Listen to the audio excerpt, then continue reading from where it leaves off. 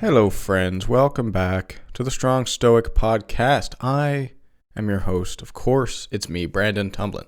Welcome back. If you're watching this on YouTube or noticing it on Instagram, the setup is slightly different. So I actually got a much larger table, which is much more comfortable when I have guests on, because I recently had a guest come in person, which is always fun. So I got a bigger desk for that, or actually it's a table, let's be honest here. But anyways, as I was doing the editing for a recent episode I did called Burn the Capital, I realized that I was talking a lot about one side of the coin, having gratitude for the system that you were born in. And though I did put a caveat in there or two, in that systems can become too totalitarian, too tyrannical, I felt like I should do an episode on that very thing, which is tyranny. It's interesting because a lot of the biblical stories were about tyranny, rather. I mean, you think about Abraham, he escaped a tyranny. Cain and Abel as well. Well, Cain killed Abel, of course, but then he walked pretty much right into a tyranny. It's interesting because a lot of the biblical stories were about that. So it's something that is very fundamental to human psychology. So what's going on with tyranny? What's up with that? Before I get into that, please go check out my Telegram group chat. On there, you can join the community of Strong Stoics. I'm going to be doing a lot more like personal things on there. It's a way for me to kind of gauge like the community that's actively involved in the content and that wants to discuss this and really just join that. So go check that out, the Strong Stoic channel chat. Also, check me out on Substack, which I recently started a newsletter. That's been going really well. Please go join that if you're interested. If you want emails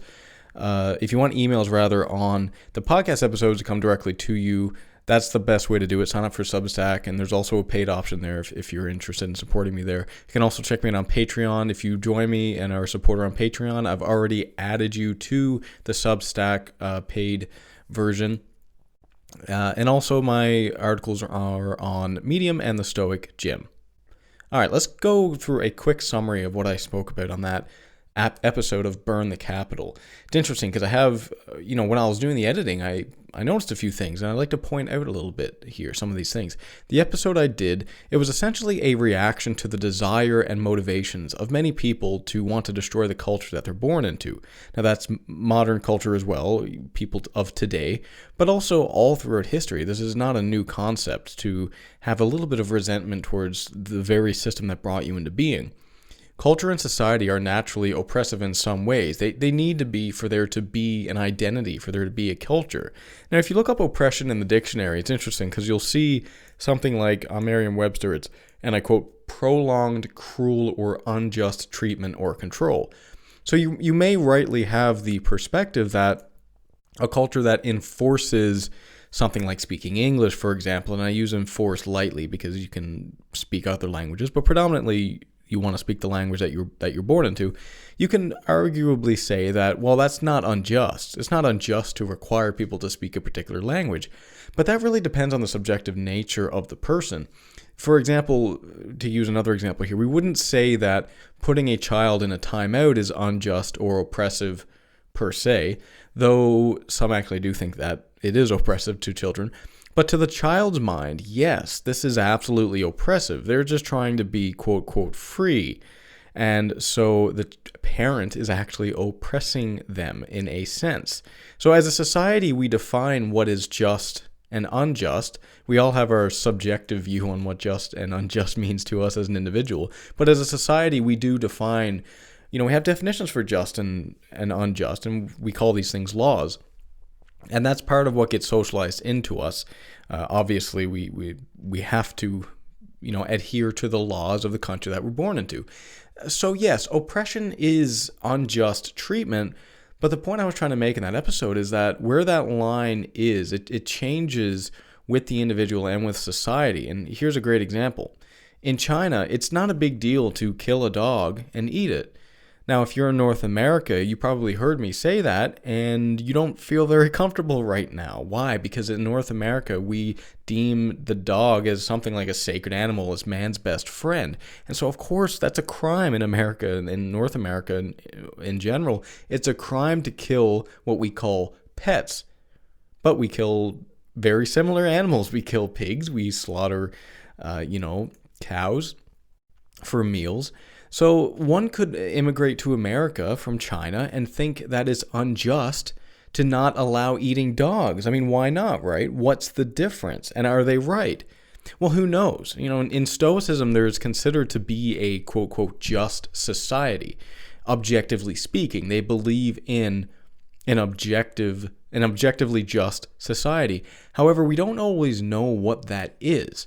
Think about it like there is an objective morality out there somewhere, but it's taking us thousands and thousands of years to figure out what it actually is. A lot of times by trial and error, sometimes through deep philosophical thought. But yeah, it's just there is an objective morality out there. But how do we get there? Well, it's just going to take a lot of time.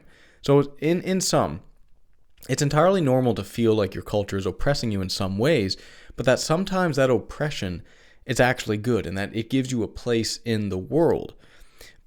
At the same time, and this is where I really want to get into this episode, it can become a bit too much at times, and that's where tyranny comes in. A tyrannical government is one in which the level of oppression, it's simply way too much.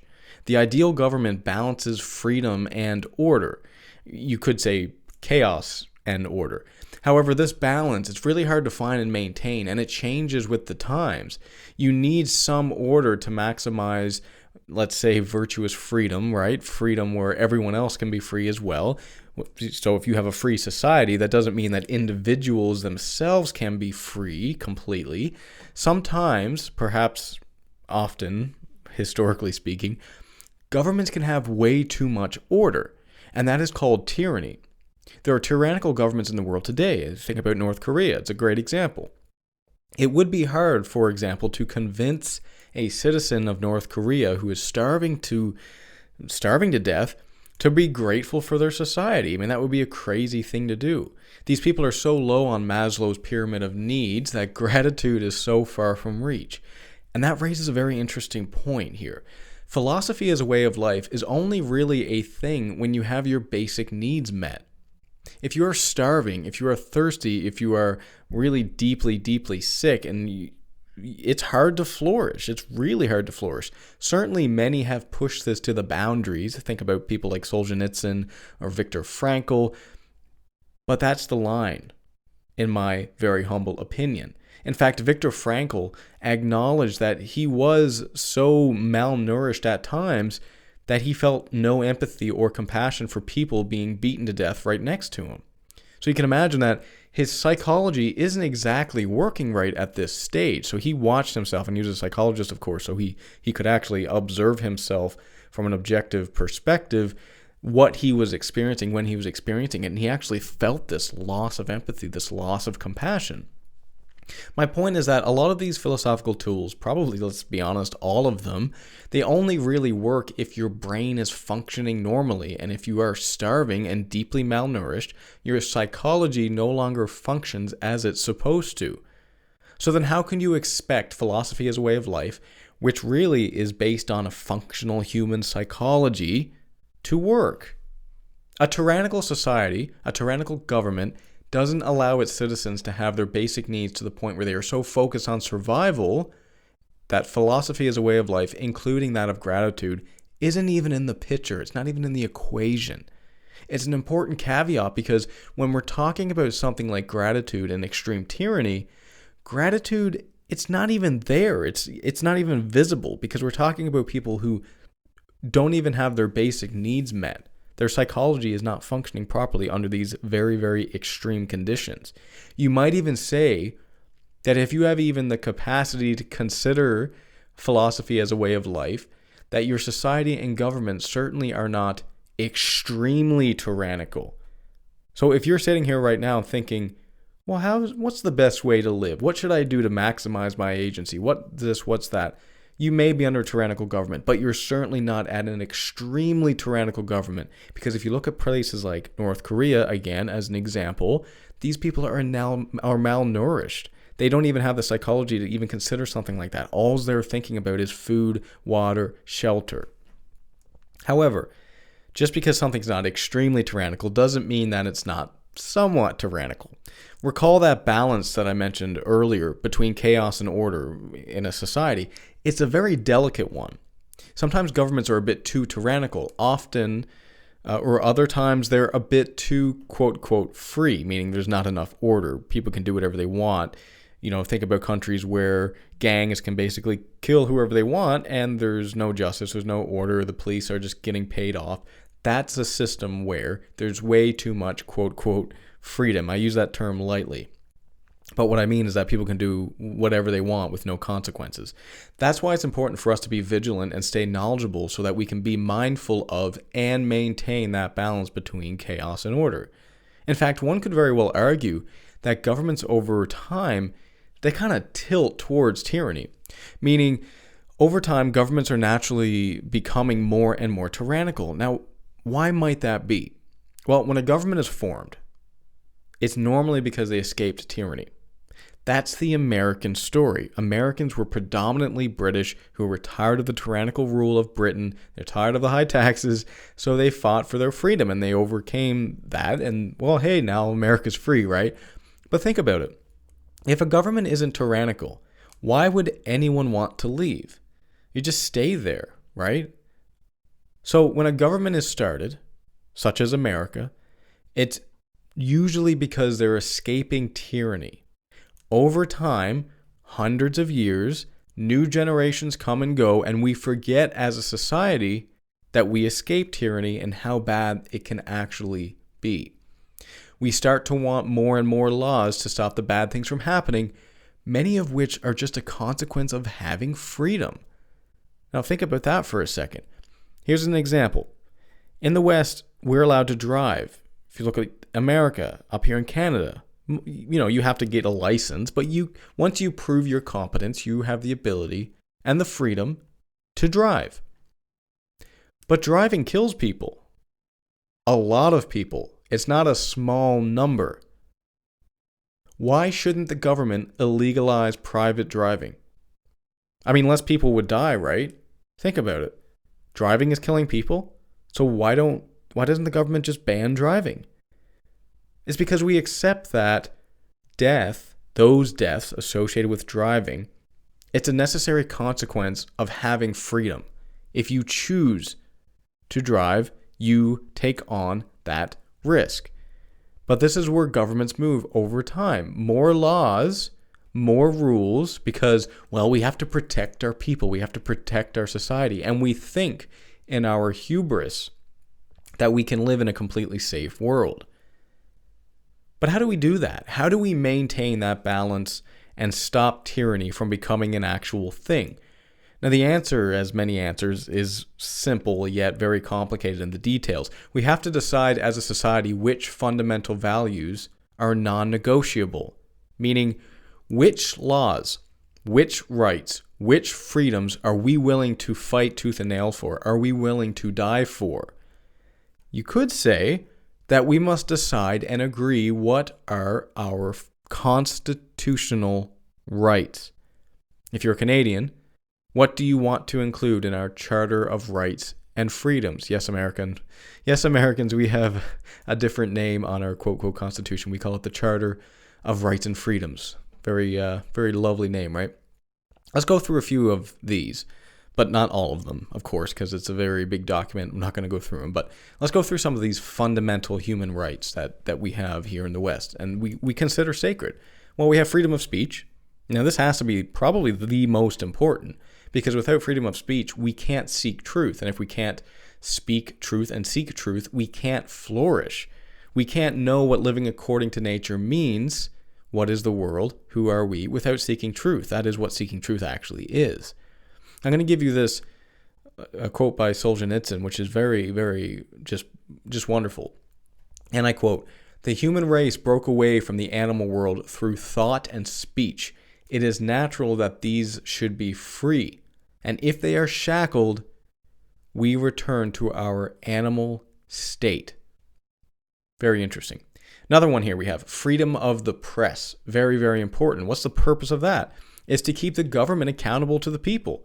All throughout history, tyrannical governments have oppressed the press when they report that the government did something wrong.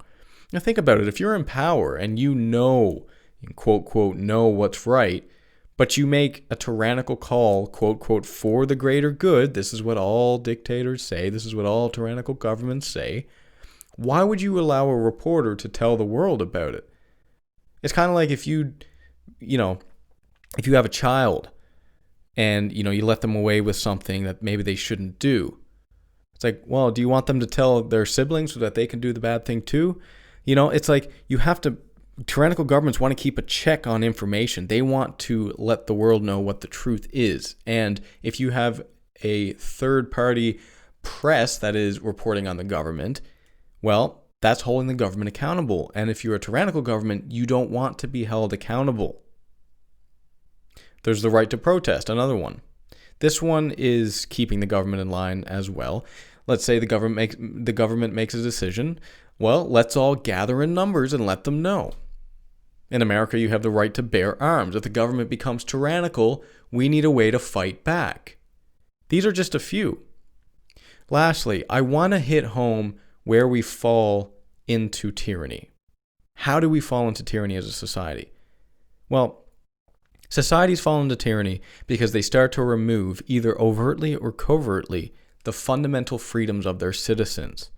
Sure, it may be a good idea to take away everyone's guns, right? Let's just take away everyone's guns and then, well, it's going to be great because we'll have no school shootings.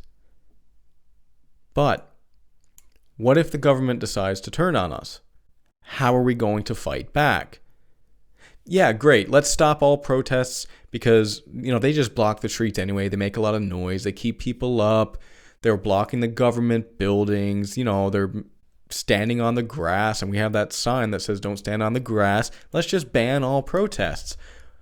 Fine, but if the government makes a bad decision, what do?